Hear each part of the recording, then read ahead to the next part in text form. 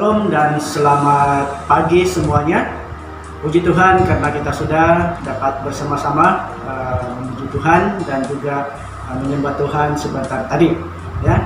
Dan saya mau berbicara tentang firman Tuhan, sambungan daripada minggu yang lepas, yaitu pekerjaan Roh Kudus bagi orang percaya.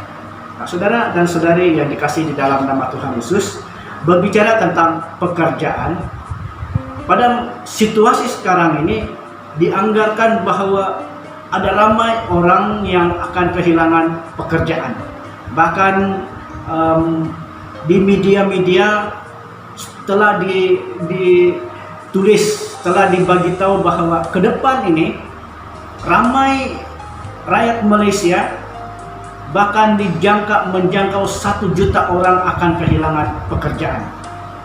Namun saudara dan saudari yang dikasih di dalam nama Tuhan Yesus, di sebalik semuanya itu, di dalam Alkitab juga dikatakan bahwa ada satu pribadi yang bekerja tanpa berhenti-henti dari dulu, sekarang, dan untuk selamanya, yaitu pekerjaan Roh Kudus, ya, pekerjaan Roh Kudus bagi orang percaya. Saya mau membawa tema ini sambungan kepada minggu yang lepas, ya, yaitu pekerjaan Roh Kudus bagi orang percaya. Di minggu yang lepas kita belajar tentang pekerjaan Roh Kudus sebagai penolong kita, ya, sebagai penolong kita. Dan pada hari ini, ya, pagi ini saya mau berbicara tentang pekerjaan Roh Kudus sebagai guru, ya, sebagai guru. Saudara dan saudari yang dikasih di dalam nama Yesus, mari saya mengajak kita melihat di dalam Yohanes 14:25 sampai 26. Yohanes 14:25 sampai 26 dikatakan di sana, "Semuanya itu kukatakan kepadamu selagi aku berada bersama-sama dengan kamu, tetapi penghibur, yaitu Roh Kudus yang akan diutus oleh Bapa dalam namaku, dialah yang akan mengajarkan segala sesuatu kepadamu dan akan mengingatkan kamu akan semua yang telah kukatakan kepadamu."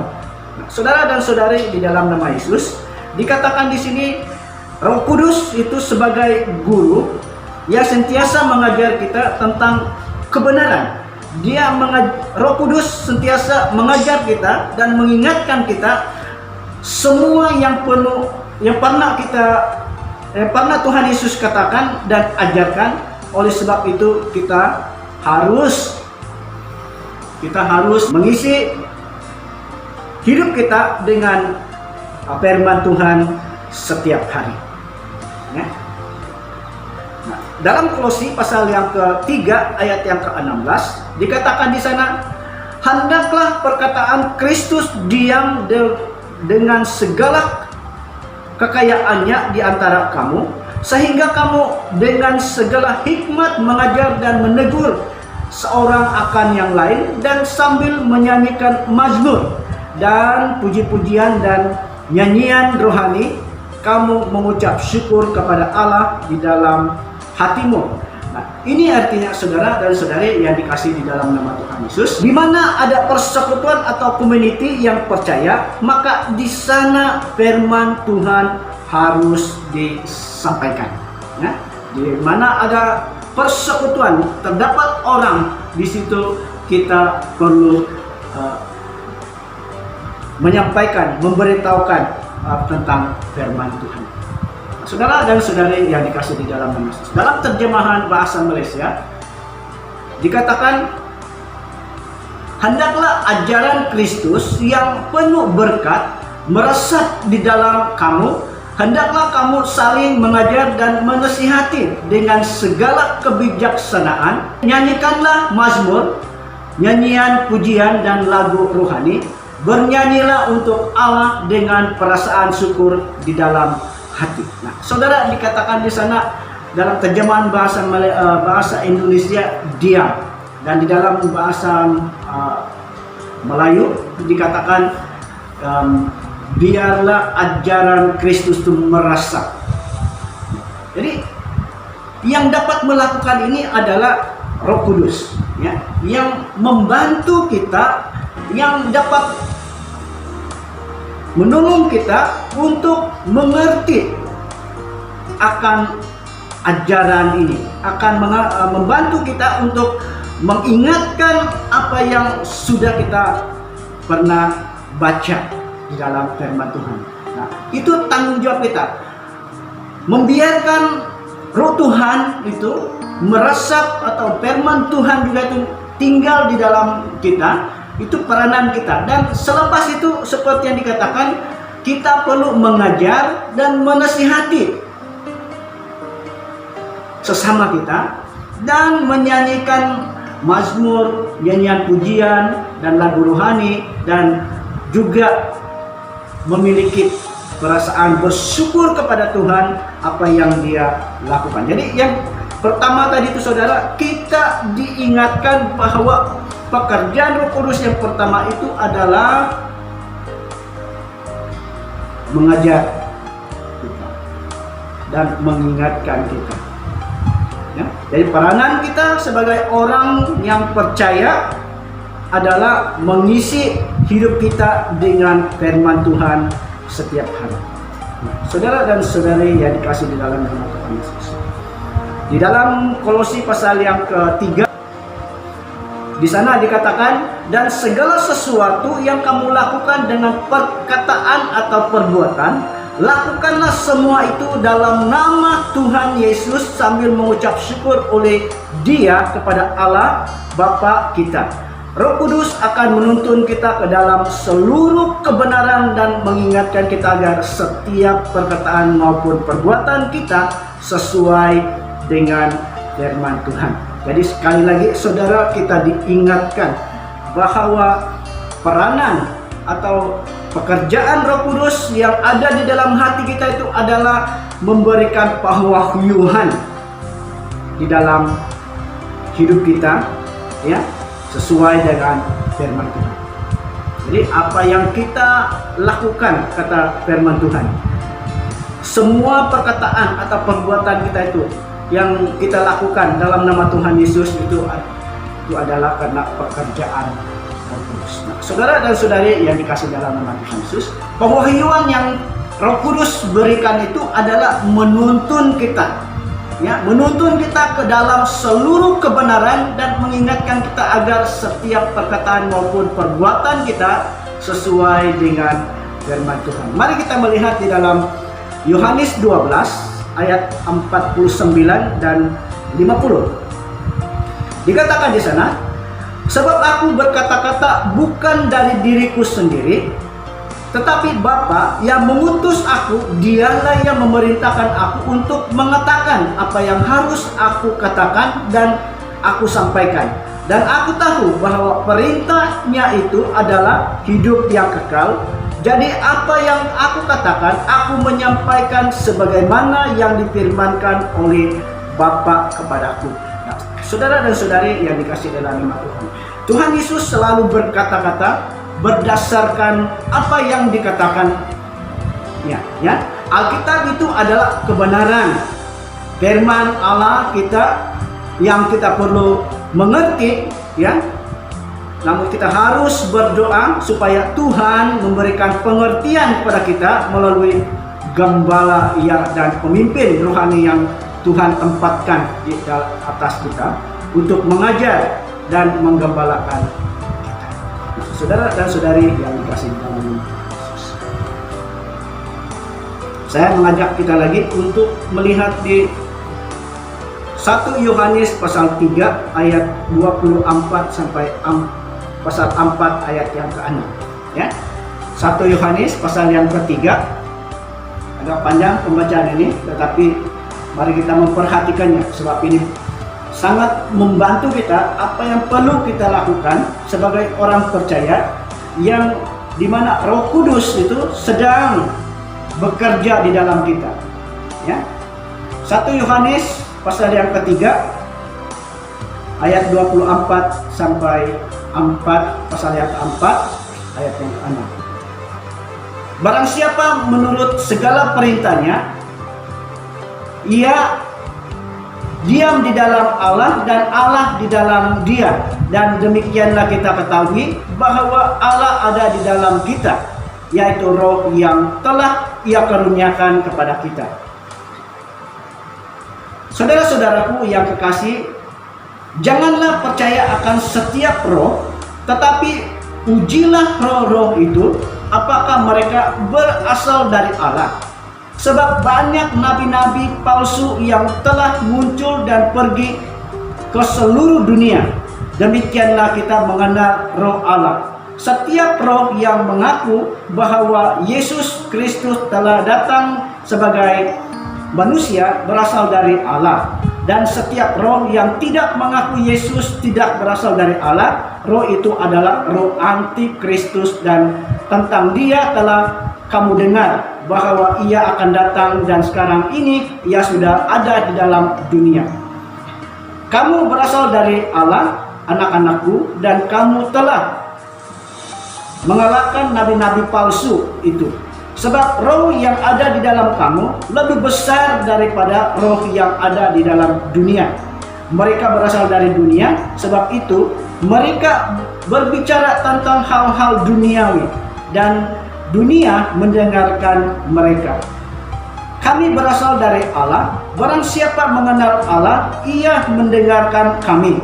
Barang siapa tidak berasal dari Allah, ia tidak mendengarkan kami. Itulah tandanya roh kebenaran dan roh yang menyesatkan. Nah, saudara dan saudari di dalam nama Tuhan Yesus, ini merupakan peringatan, ya, peringatan kepada kita, karena di akhir zaman ini banyak nabi-nabi palsu. Itu sebabnya kita harus tertanam di gereja lokal yang kuat mengajarkan firman Tuhan, supaya saudara dan saudari kita boleh bertumbuh bersama. Kita harus senantiasa menyesuaikan diri dengan firman Tuhan, karena firman Tuhan yang menjadi ukurannya.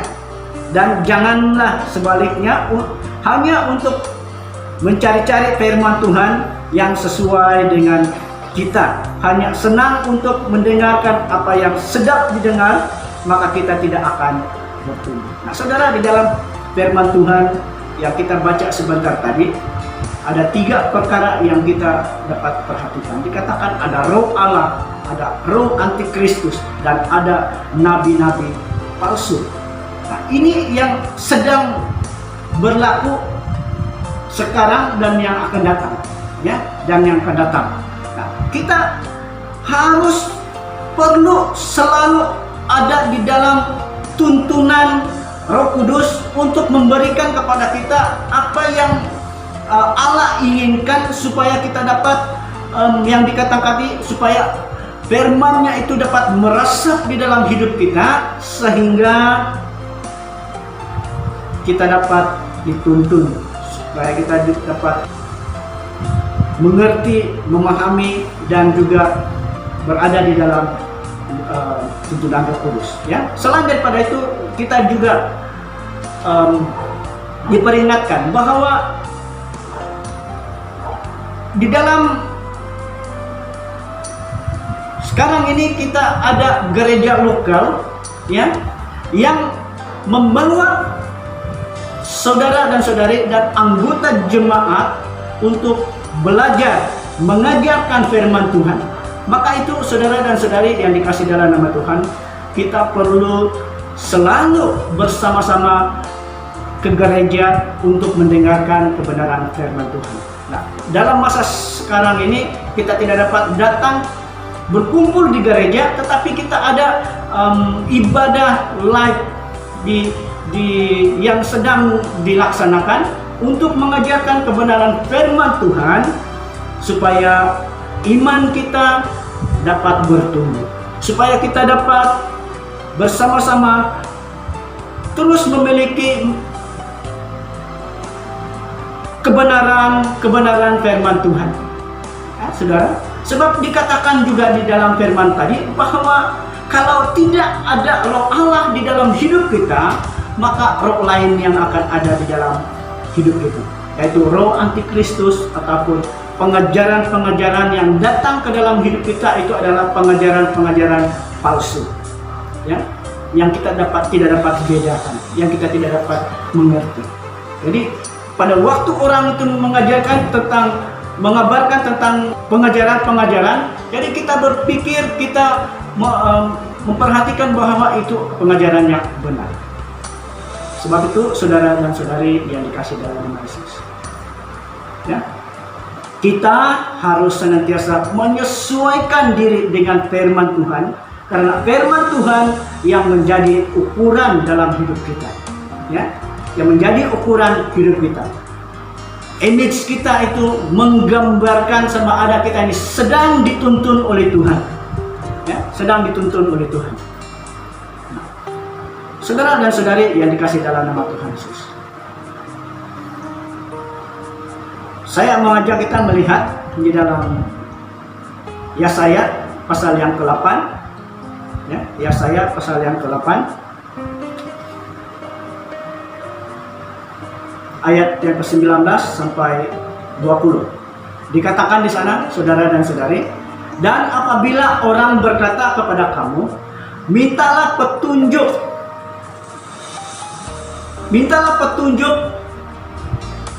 kepada arwah dan roh-roh peramal yang berbisik-bisik dan kumat kamit, maka jawablah, bukankah suatu bangsa patut meminta petunjuk kepada Allahnya?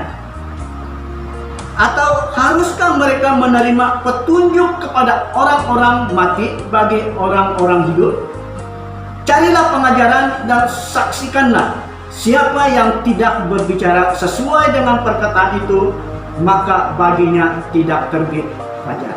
Nah, saudara dan saudari yang dikasih di dalam Tuhan Yesus, dalam petikan ini kita diingatkan sebagai orang yang percaya kepada Tuhan, ketika kita mau mencari penyelesaian, ketika kita mencari jawaban, kita selalunya dipandu, dituntun oleh Roh Kudus.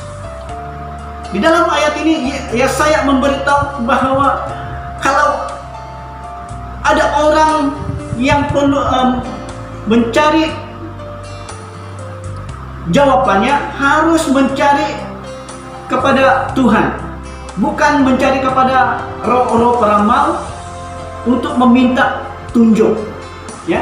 Dan juga kita dapat mengerti di dalam ayat ini supaya jangan mendua hati, ya. Dia cari juga Tuhan, tetapi dia cari juga roh-roh peramal atau dukun-dukun ataupun yang sama dengannya, ya. Jadi dia mendua hati, dia cari Tuhan sebagian, dia cari peramal atau dukun yang sebagiannya. Jadi tidak boleh begitu, saudara. Kalau mau mendapatkan tuntunan, perlu mencari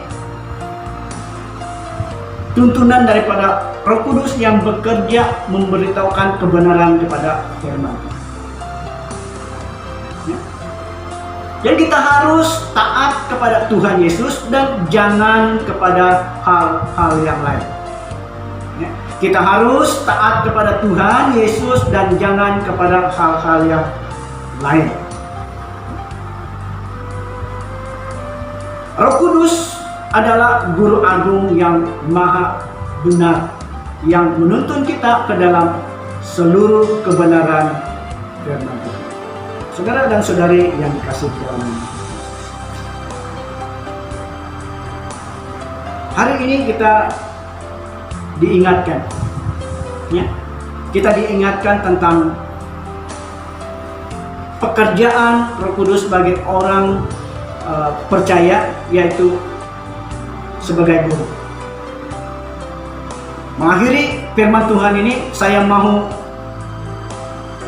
menanyakan kepada kita, siapakah yang menjadi guru kita saat ini?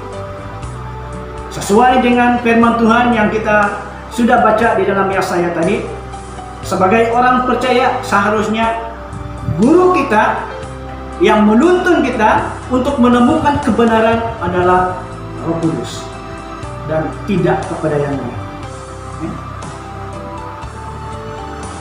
Dan yang terakhir adalah sebagai orang percaya, mari kita berpegang sepenuh hati dengan apa yang kita sudah mengerti tentang pekerjaan Roh Kudus yang menjadi guru kita sebagai orang percaya.